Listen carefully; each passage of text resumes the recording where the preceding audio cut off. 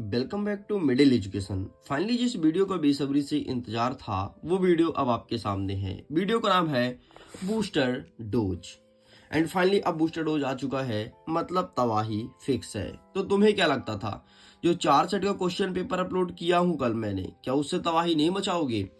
देखो, booster dose एक ऐसा बूस्टर है जहां से सीधे तौर पर एग्जाम में क्वेश्चन आते हैं, लेकिन जो 4 सेट अपलोड किया था अगर उसे तुमने पढ़ा होगा तो अब जो तुम बूस्टर डोज के क्वेश्चंस देखोगे, यकीन मानो बहुत सारे क्वेश्चन तुम्हें याद नहीं करना होगा, पढ़ना नहीं होगा, बोलोगे हाँ ठीक है ये वाला बन जाएगा ये वाला बन रहा है, मैंने कल याद कर लिया था। तो ये फायदा मिलने वाला है। तो जिन स्टूडेंट ने कल 4 सेट के वीडियोस को कंप्लीट किया होगा तो डेफिनेटली उसको बूस्टर डोज से मात्र 5 से 7 प्रश्न ही याद करना होगा। लेकिन जिन्होंने कंप्लीट नहीं किया उसके लिए तो भैया बड़ा एक पहाड़ बन गया। अब याद करो 1-2 घंटे में कैसे कर पाओगे? इसीलिए मैं बोलता हूँ वीडियोस को बहुत अच्छे से देखा करिए, क्योंकि जब बूस्टर हो जाता है तो फिर उन क्वेश्चन का रिवीजन कर लो, तुम्हारा काम बहुत अच्छे से हो जाएगा। तो चलिए बिना टाइम वेस्ट किए हम करते हैं वीडियो को शुरू और देखते हैं कौन कौन से बूस्टर डोज में क्वेश्चन रखे गए हैं जो कि हमारे एग्जाम में सीधे तौर पर पूछे जाएंगे। बहुत सारे स्टूडेंट्स कहते हैं कि सर आपका बूस्टर डोज इतना लेट क्यों आता है, आखिरकार क्या कारण है? देख यार, मैं तेरे को ईमानदारी से बता रहा हूं, बूस्टर डोज कोई नॉर्मल वीडियो नहीं है, इसे हल्के में मत लेना, है ना। हल्के में बिल्कुल मत लेना। जो हल्के में लेने की कोशिश कर रहा है वो अपनी जीवन की बड़ी गलती कर रहा है।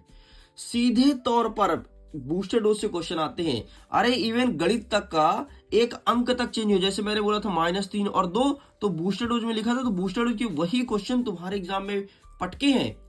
तो सीधे क्वेश्चन आता है, इसीलिए बूस्टर डोज थोड़ी लेट आता है। मैं उम्मीद करता हूं समझ गए होगे। जिसने समझ गया तो एक बार वीडियो को लाइक करके और कमेंट में फायर का इमोजी जरूर भेजो, है ना, फायर वाला, आग वाला, ताकि मुझे पता चले कि मेरी बातों को तुम समझ गए या फिर नहीं। जिसने नहीं समझा, राम राम की दया से आगे बढ़ते हैं और अपने काम को तमाम करते हैं। हमारा पहला प्रश्न रहेगा, हिंदी पद्य साहित्य का इतिहास। हिंदी पद्य साहित्य के इतिहास को कितने काल में बांटा है? ठीक है, कितने काल में बांटा है? ठीक है, 4 कालखंड में जो बांटा है, तो चारों का नाम याद रखना, उसका टाइम पीरियड याद रखना पहले वाले का। ठीक, ये चीज याद रखना, यही तुम्हें काम आएगा।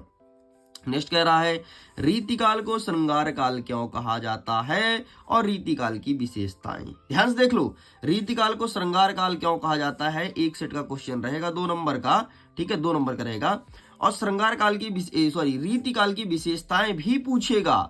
ठीक, ये विशेषताएं अलग प्रश्न, ध्यान सुन लो भाई। रीतिकाल को श्रृंगार काल क्यों कहा जाता है, ठीक है, और रीतिकाल की विशेषता।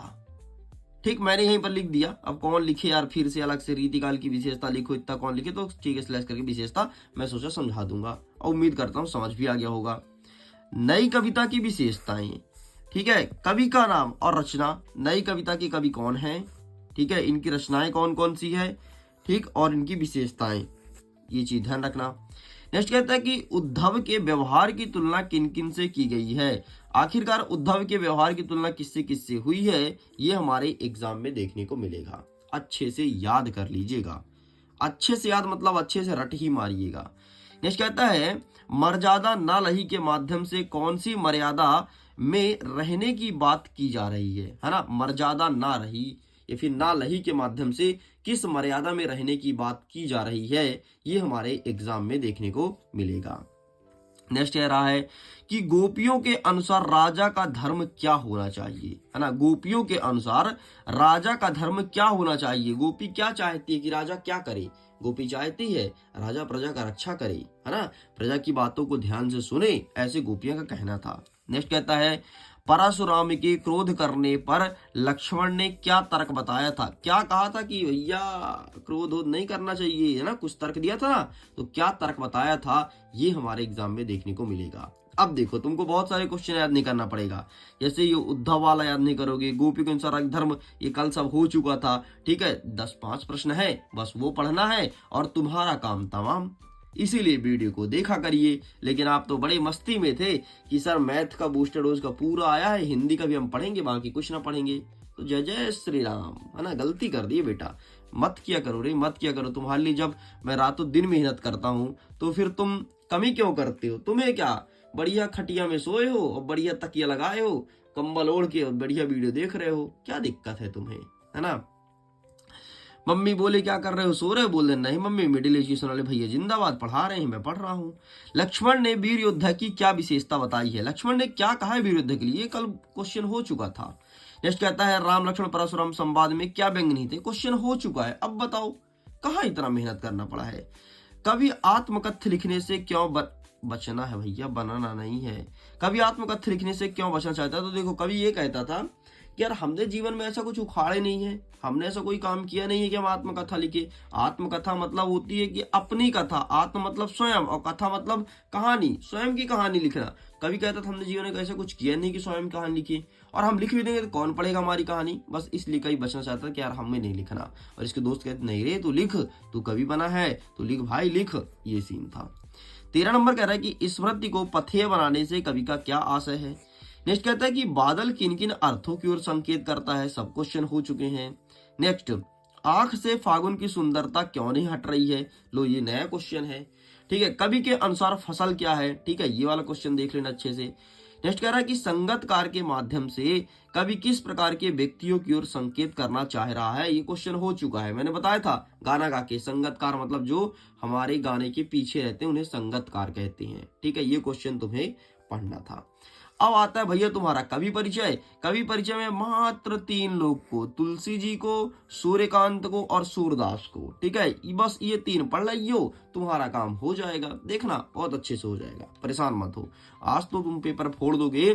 75 में से यकीन मानो अगर तुमने चारों सेट के वीडियोस को देखा होगा तो आसानी से 75 में से तुम्हारे आएंगे 72 नंबर, गारंटी के साथ कहता हूं। और जो कुछ बचा है रूखा सूखा बूस्टर डोज में पटक दिया गया है तो बस यहां से कर लीजिए, लेकिन बूस्टर डोज मतलब तबाही है मेरे भाई। नेक्स्ट कहता है कि गद्य साहित्य के कितने रूप हैं। ठीक है, गद्य साहित्य के कितने रूप है, ये चीज पूछा गया है। निबंध का अर्थ लिखो व परिभाषा बताओ। कुछ स्कूल में ऐसा भी पूछेगा कि निबंध का अर्थ गुलाब राय के अनुसार लिखो, है तो कंफ्यूज मत होना, लिख देना। ठीक है, नेक्स्ट कहता है कि नाटक एवं एकांकी में अंतर। वो मम्मी नहीं कहती बहुत नाटक कर रहे हो, उठा के पटक देंगे तुमको, चुपचाप पढ़ो, तो वही नाटक है। और एकांकी मतलब 1 अंक। लेकिन तुम बता देना, अब जब मम्मी बोले ना बहुत नाटक कर रहे हो, बोलना मम्मी हम अकेले हरकतें कर रहे हैं, तो नाटक नहीं है वो एकांकी है। क्योंकि एकांकी में पात्रों की संख्या 1 होती है और नाटक में पात्रों की संख्या बहुत होती है। जब मम्मी बोले बहुत नाटक कर रहे हो, पढ़ाई नहीं कर रहे हो, बहाने बता रहे हो, बोले ना मम्मी ना आप गलत बोल रहे हो, वो नाटक नहीं कहलाएगा, वो कहलाएगा एकांकी। फिर भैया तुम बच लेना ना, तुम्हारा एकांकी ना कर दें, मम्मी लोग फिर बड़ी जल्दी एकांकी करती हैं। नेक्स्ट कह रहा है कहानी व उपन्यास में अंतर लिखो। नेक्स्ट कह रहा है रेखा चित्र व संस्मरण में अंतर बताओ और जीवनी और आत्मकथा में अंतर लिखो। अब जरा मेरी बात को सुनो तुम ध्यान से। अगर तुमको चाहिए इसका पीडीएफ, भैया क्या चाहिए पीडीएफ, तो पीडीएफ का लिंक मिलेगा वीडियो के डिस्क्रिप्शन बॉक्स में, वहां से डाउनलोड कर सकते हो। दूसरा तुम्हें पीडीएफ का तरीका है कि मिडिल एजुकेशन के एप्लीकेशन में जाना, मैं दिखा देता हूं कहां पे मिलेगा, जरा सब्र करो। ये भैया ये रहा मिडिल एजुकेशन का एप्लीकेशन, देखियो ना कहां पे खोला हूं, ये एप्लीकेशन डाउनलोड करके ये खोल देना। ठीक है, अब ये रहा एप्लीकेशन। अब जब ऐसे एप्लीकेशन दिखेगा, ठीक है, तो यहां पर आपको जाना है, कहीं दिख रहा है बूस्टर डोज, ये देखो बूस्टर डोज, बस क्लिक कर देना मेरे भैया। ठीक है, इसके बाद देखो कक्षा 10वीं 11वीं 12वीं सब आ गया ना बहुत सारी। तो यहाँ पर तुम किस क्लास के हो, 10th के हो, 10th में चले जाना। ठीक है, और ये हाई फेयरली साइंस का बूस्टर डोज अपलोड है, अब इसके ऊपर हिंदी का हो जाएगा और इस प्रकार से त्रैमासिक का भी कुछ अपलोड है। ठीक, तो यहाँ से देख सकते हो। बाकी अगर तुम क्लास 10th के हो ना, तो 20 तारीख से एक धड़ल्ले वाली क्लास चल रही है। उस क्लास का नाम है क्या, टॉपर सीरीज। कहाँ से ज्वाइन होगे, अगर ज्वाइन होना है तो पेड कोर्स में आना। ठीक है, इसका टॉपर सीरीज 2026 में जाना, क्लिक करना। ठीक है, यहां से क्लासेस चलेगी बेटा। ठीक है, इसका कुछ इंस्ट्रक्शन दिया गया है, दिखा देता हूं, यहां से तुम देख सकते हो, सब फ्री में तुम्हें दिख जाएगा। ये देखो 20 नवंबर से चलेगी डेली लाइव क्लासेस, सभी सब्जेक्ट को पढ़ाया जाएगा। ठीक है, और देखो chapter wise daily live class और डाउट सेशन रखा जाएगा। कहीं पर दिक्कत है पूछ सकते हो। एग्जाम ओरिएंटेड क्वेश्चन कराएंगे, वही क्वेश्चंस पढ़ाया जाएगा जो एग्जाम में आएगा। टॉपर से मिलवाएंगे, टॉपर का तरीका बताएंगे, टॉपर का ट्रिक बताएंगे, ताकि तुम भी टॉपर जैसे एग्जाम में टॉप कर सको। और तुमको ये सब करने के बाद नोट्स देंगे, प्रैक्टिस सीट देंगे, ये सब मिलेगा ताकि घर बैठे रिवीजन कर सको। इस वीडियो को एक बार डलने के बाद तुम अपने वार्षिक परीक्षा के बाद तक, वार्षिक परीक्षा के 1-2 माह बाद तक आराम से वीडियो को देख सकते हो। तो ये सब पढ़ लीजिएगा। टॉपर सीरीज से जुड़ो जरूर। यकीन मानो तुम्हारे लाइफ की दिशा और दशा दोनों चेंज हो जाएगी। माता पिता तुम पर प्राउड फील करेंगे। ये रहा इसका टाइम टेबल, इस प्रकार से रहने वाला है क्लासेस। इसके बाद एक चीज दिखा देता हूँ कि नोट्स कैसे रहेगा, है ना। यहाँ पर मैजिक डोज भी चल रहा है। मैजिक डोज मतलब यहाँ पर इंग्लिश ग्रामर है। अगर तुम्हारी ग्रामर भी कमजोर है तो यहाँ से जुड़ना जरूर, ठीक है। ये क्लासेस डेली चल रही है आजकल लाइव, डेली, ठीक है। ये देखो इतनी सारी क्लासेस हो चुकी है और ऐसे ही तुम्हें टॉपर सीरीज में क्लासेस मिलेगी, ठीक है। तो इस प्रकार से क्लासेस देख लिए। अब इसका पीडीएफ कहाँ मिलेगा, तो यहाँ से तुम वॉच लिखा है, यहाँ से वीडियो देखो, यहाँ से पीडीएफ को डाउनलोड करो। यहाँ पे सपोज करो मैं पीडीएफ दिखा देता हूँ, ठीक है।